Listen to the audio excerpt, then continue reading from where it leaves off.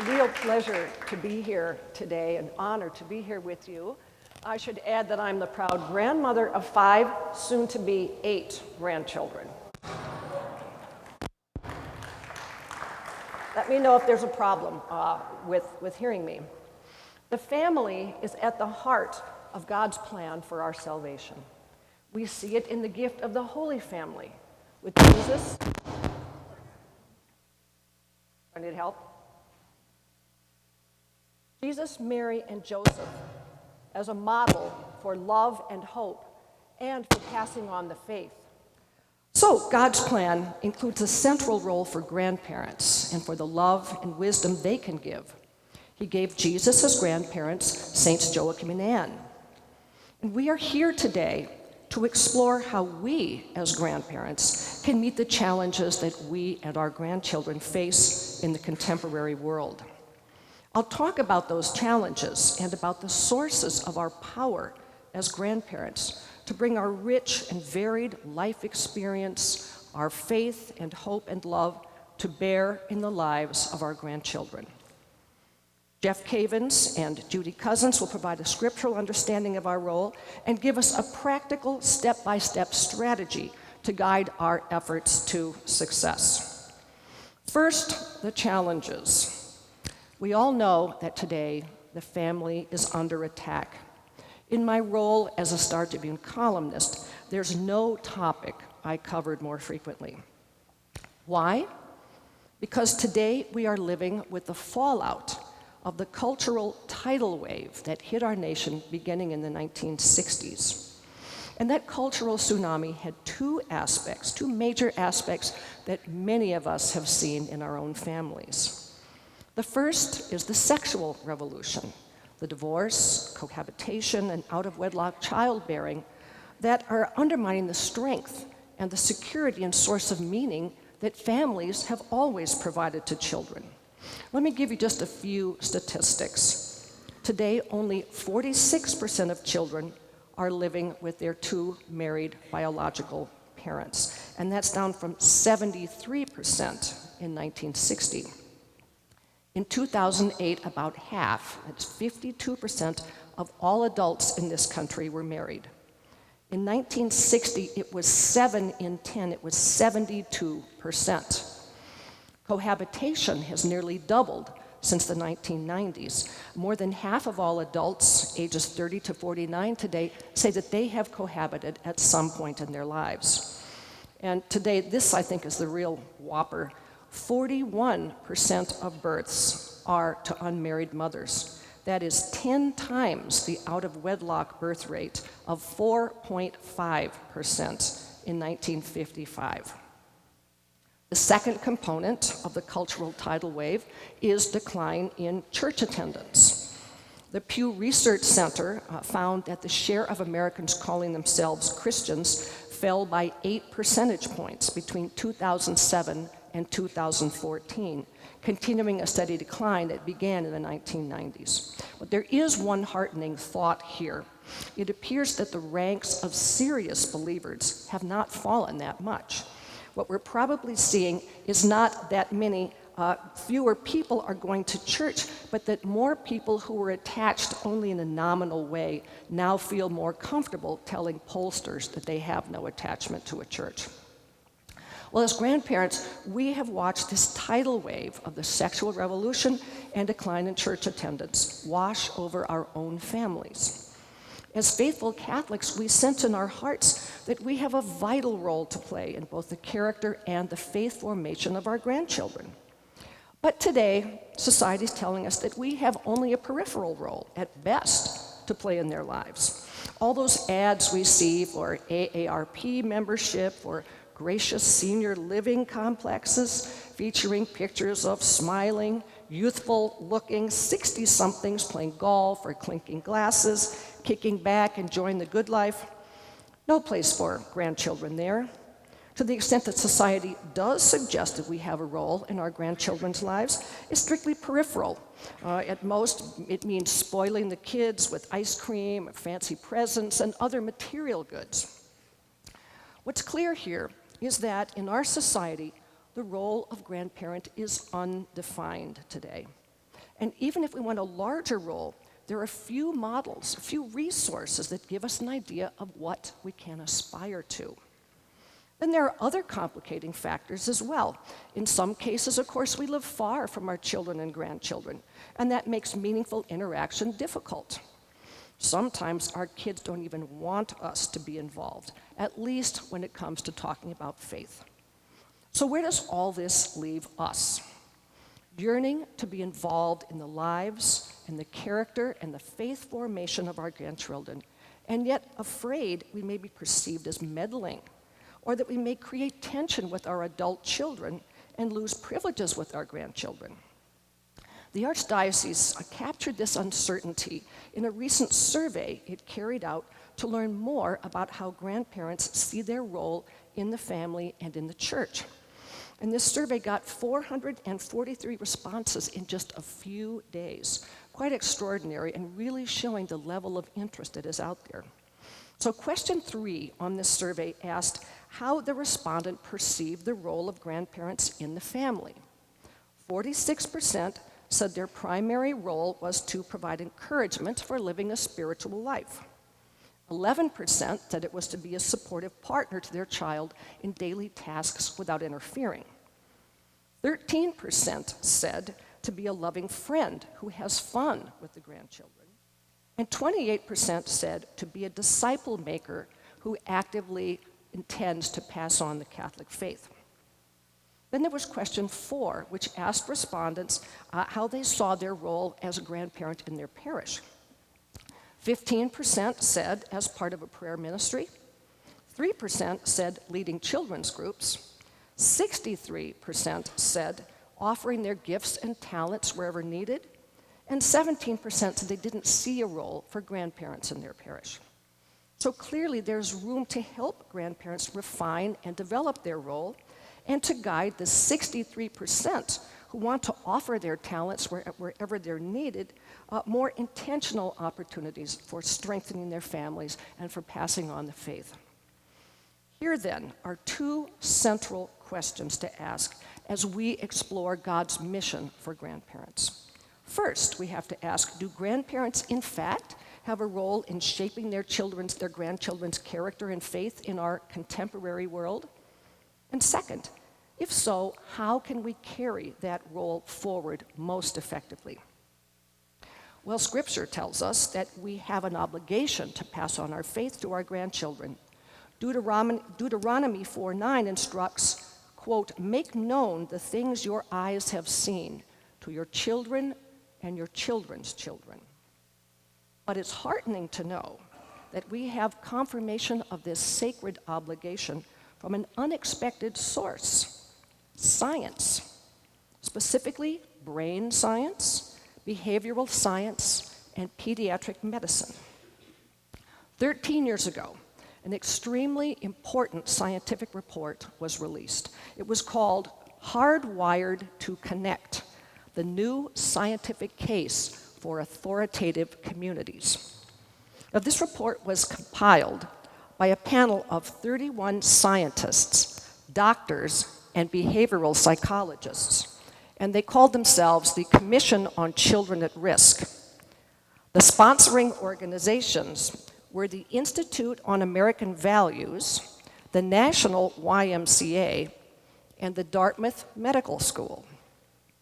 The authors of Hardwired to Connect warn that American children are facing what they called a crisis of mental and behavioral health. Why did they write the report? For this simple reason, they said, our waiting lists are too long.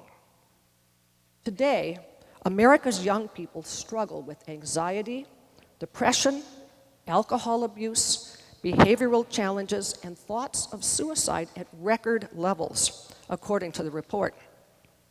In fact, in one study, U.S. children as a group report more anxiety, as a group now, than children who were actually psychiatric patients in the 1950s.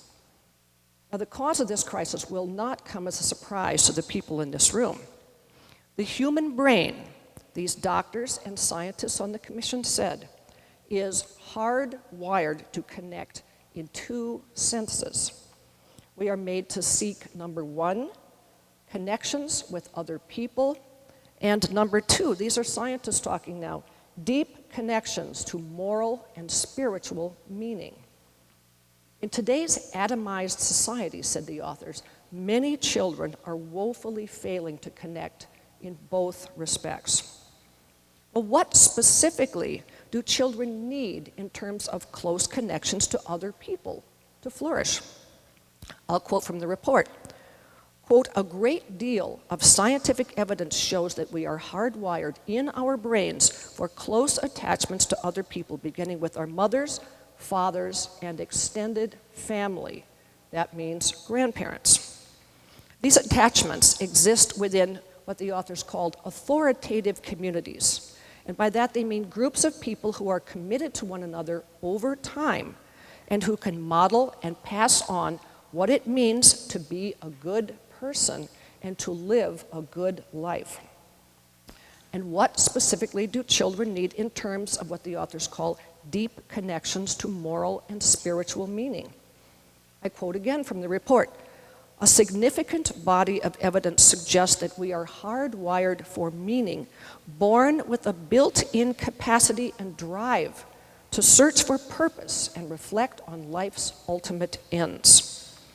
The authors conclude, quote, meeting the human child's deep need for these related aspects of connectedness to other people and to meaning is essential to a child's health and development. Here is where we, as grandparents, come in. Grandparents are ideally equipped to provide rich connections of both kinds, highlighted in Hardwired to Connect. The authors make clear that communities that model and pass on what it means to be a good person are most powerful when they are intergenerational, when they involve grandparents. And that's because the involvement of grandparents adds what the authors call the vital quality of shared memory. As the keepers of shared memory, grandparents can explain, this is where we came from. This is what happened. This is why we are who we are.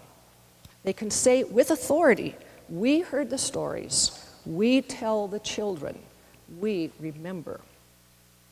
Grandparents can provide a rich context of meaning that helps children make moral sense of the world and assist them in answering the transcendent questions. Why am I here? What is the purpose of my life? How should I live? What will happen when I die? The authors of Hardwired to Connect emphasize that teenagers in particular have a very strong need for both forms of connectedness. And the report quotes Dr. Lisa Miller, director of the Clinical Psychology Department at Columbia University, who says that adolescence is a time of an especially intense search for meaning and for openness to the transcendent. And I quote from her, she said, a search for a spiritual relationship with the Creator may be an inherent developmental process in adolescence. Significantly, the authors cite research showing that children whose parents have low levels of religiosity report levels of personal religiosity quite similar to those of other children. In other words, regardless of their parents' beliefs, children themselves, especially in their adolescent years, have spiritual questions, and they need answers. If we don't suggest answers, the report's authors say, the world will.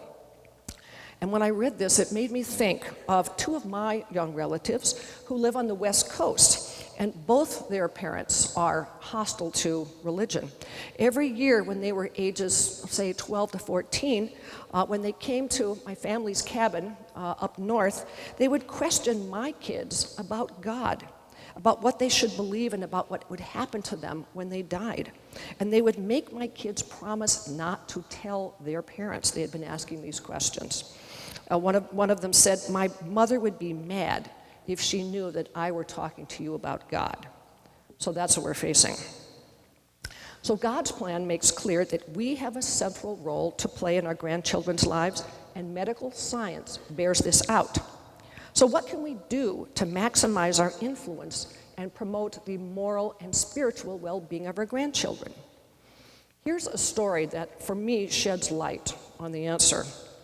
When my children were small, I participated in a parent discussion group for several years. It was the Early Childhood and Family Education Program. I think every suburban school system has one of these.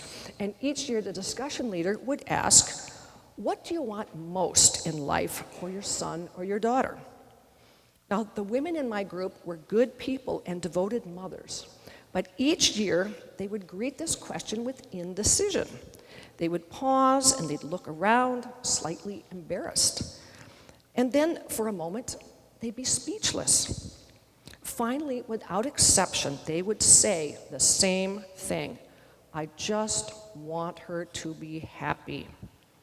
Everyone would nod, yes, yes. Occasionally, there would be a particularly venturesome mother who would add, I want her to fulfill her potential. But I could see, for all their sympathetic nodding, they weren't really satisfied with this response. They knew that they wanted more. They just didn't know exactly how to say it. So when my turn came, I was a great books major at the University of Notre Dame, I would say this: I want her to be wise, kind, just, responsible, courageous, self-reliant, generous, honest, and good. I want her to be a productive member of society and to fulfill her responsibilities as a citizen.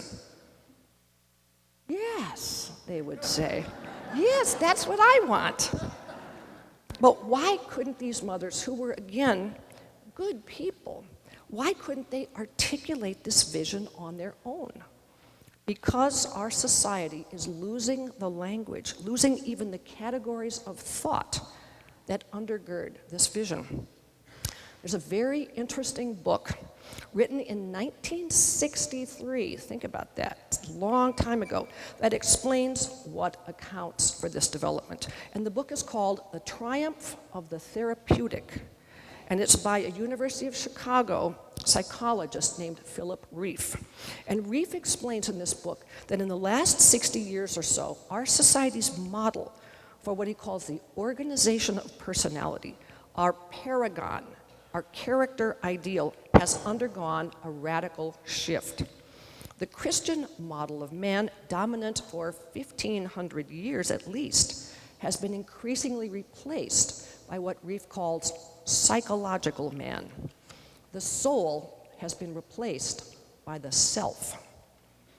Rieff lays out these contrasting visions of what it means to be human in this way. The Christian vision teaches that the highest goal for human beings is to be virtuous and to seek truth and salvation. Christian man conceives of human beings as having a hierarchy of character traits and impulses. The good ones, things we call virtues like kindness, honesty, courage, generosity, we try to elevate and increase and encourage. The bad ones, like greed and selfishness and lust and cruelty, we try to repress or channel or overcome. But psychological man sees human beings very differently. He doesn't think in terms of a hierarchy of good and bad qualities or impulses. For him, the goal for human beings should not be to become a virtuous person, but to be myself, to be authentic. Psychological man doesn't strive for goodness or truth. He strives only, says Rieff, for what he calls a manipulable sense of well-being. His goal in life is to do whatever makes him happy. Well, today this therapeutic mindset permeates the environment in which our grandchildren are growing up. And even when they consider themselves Catholic or Christian, it can play a central role.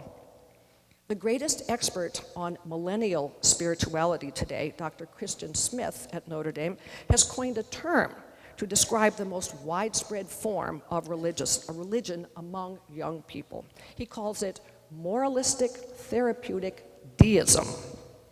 Today's young people tend to see God, says Smith, as a combination of divine butler and cosmic therapist. He is there to make them feel good, to provide therapeutic benefits for his adherents. Moralistic therapeutic deism is about making a distant God selectively available for taking care of your needs. It doesn't see religious faith as making demands on believers, such as repentance from sin or a deep, consistent prayer life. It doesn't understand foundational Christian precepts such as the fact that suffering can lead to growth in character. Well, these then are the challenges our grandchildren face. And we as grandparents, as the keepers of shared memory and of an immeasurably rich spiritual heritage, are uniquely suited to provide both kinds of connectedness that our grandchildren need to overcome these challenges. If your children object to speaking directly about your faith to your grandchildren, there are two vitally important things you and all of us can do. Neither of them involves explicit appeals to the Catholic faith, but both till the beautiful garden in which the seeds of faith can be planted. So first, we can provide the sort of authoritative community of love, moral structure, and shared memory that the Hardwired to Connect report explains is so critical to children's well-being. My daughter Julia has a word for the sort of love my husband and I try to give to her children. I think it captures the power of that love. She calls it backup love. Second, when we are with our grandchildren, we can all use the rich and profound Christian language of right and wrong, of good and evil, to explain the world to them and to teach them how to conduct themselves. That's what I was trying to do in my mother's group so many years ago, and it did get people thinking. Now, opportunities for this present themselves all the time. For example, you can see the reluctance to use moral language with children at any nursery school. When one child hits another, teachers say, "That's not okay. It's not appropriate." That's therapeutic language. It's one-dimensional language stripped of the categories of right and wrong. It doesn't speak of an underlying moral structure to children. But you can use the language of right and wrong with your grandchildren. You can say it's wrong to hit, and then explain why.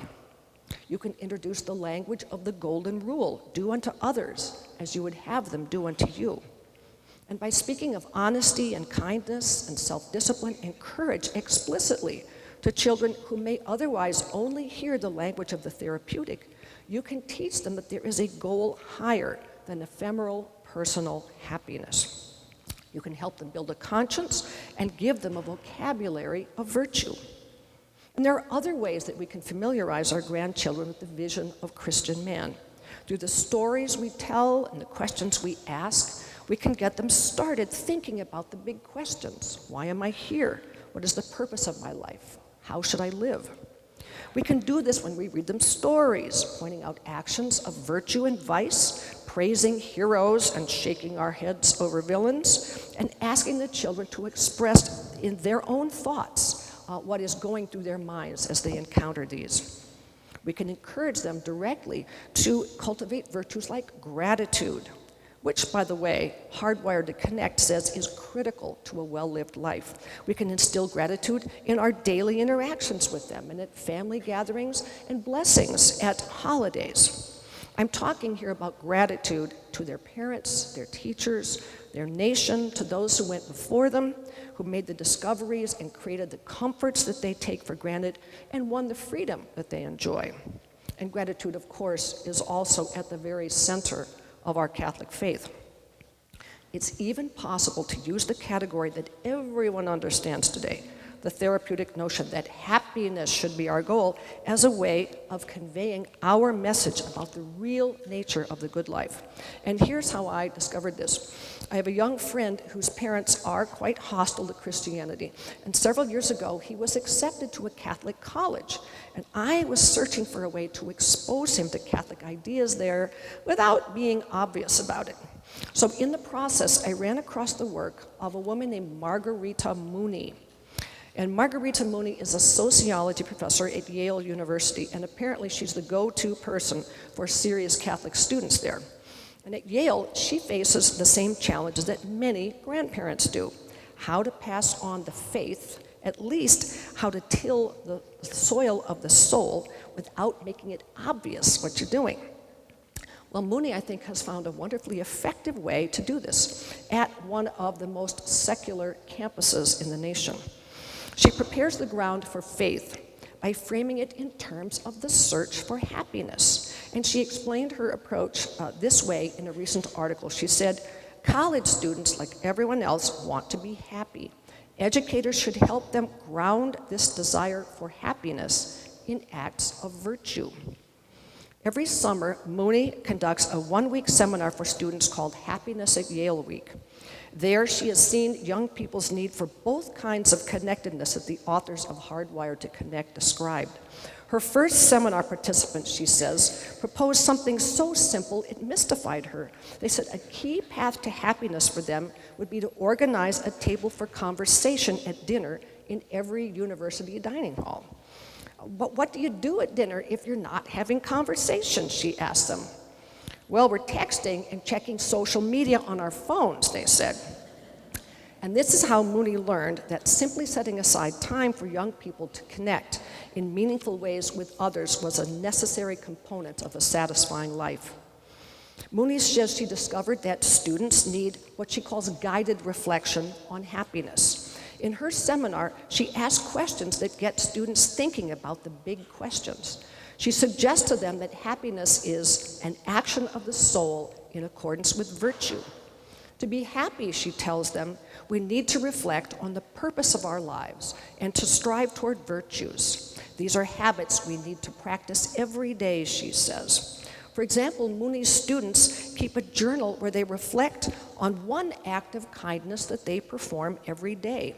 And in her article, she describes how this kind of small thing can encourage them to begin to think about how they are living and how to grow in virtue. Now, we as grandparents can use the same approach with our grandchildren. I don't mean encouraging a journal, but just having them regularly tell us about a kind or a brave thing that they did when we babysit them or have them over on a Saturday afternoon. And back to my young friend, when I sent the article about Mooney's seminar to his mother, instead of being annoyed, which she certainly would have been if I had used explicitly Christian language, she was excited and enthusiastic. And her son was too. And he said, "How can I find a course on happiness at my college?" So to provide an authentic community of love and shared memory, we must stay engaged with our children and our grandchildren, no matter where the cultural tsunami of the last 60 years has taken them. We must embrace them and love them, knowing that God will show abundant mercy to human beings who have struggled to make their way in a time of bewildering cultural upheaval. What can we do explicitly to deepen our children's Catholic faith? Well, I in fact, am standing here before you today talking about passing on the faith because of my grandmother. My family was nominally Catholic, but my mother was never baptized and completely unchurched. My father had lost his faith in medical school. And he often told my siblings and me that religion is a crutch for weak-minded people. We did get the sacraments, but our family did not practice the faith at all. It was really my grandmother who introduced me to the Catholic faith. She didn't lecture me, but sometimes she took me to Mass, and I would page through her missal. I would look at the beautiful pictures and remembered those. And in 4th grade, I do remember being at Mass with her, closing my eyes as I heard the footsteps of people going up for communion. And I imagined that those are the people who are going to receive the body of Jesus, and they've been doing this for 2,000 years. Several times on Good Friday, my grandmother took me to the veneration of the cross, and I remember kissing the feet of the crucified Jesus, and this made a very strong impression on me. At home, my grandmother had a lovely painting of the Blessed Mother. She had a rosary, and I sensed the beauty and the power of her faith, and I found it very attractive. I knew she had a spiritual anchor that grounded her life, and I saw her devotion and peace. And all of this laid the groundwork I needed to be open to Catholic thought later in my life. And this really came to fruition when I landed a job in Chicago, and I realized for the first time a belief in Jesus Christ was crucial for me to stand against the secular materialism that I encountered there. So because of my grandmother, I am here today to testify to the power of grandparents. Without her, I believe I wouldn't be a Catholic today. And instead, through her efforts, I grew into faith, and I've now passed it on to my children and they to their children. In fact, later this morning, my daughter, Julia Doffing, will conduct a breakout session to talk about some wonderful resources that grandparents can use to evangelize their grandchildren. And for me, it's an incredible way of seeing my grandmother's faith come alive. Thank you.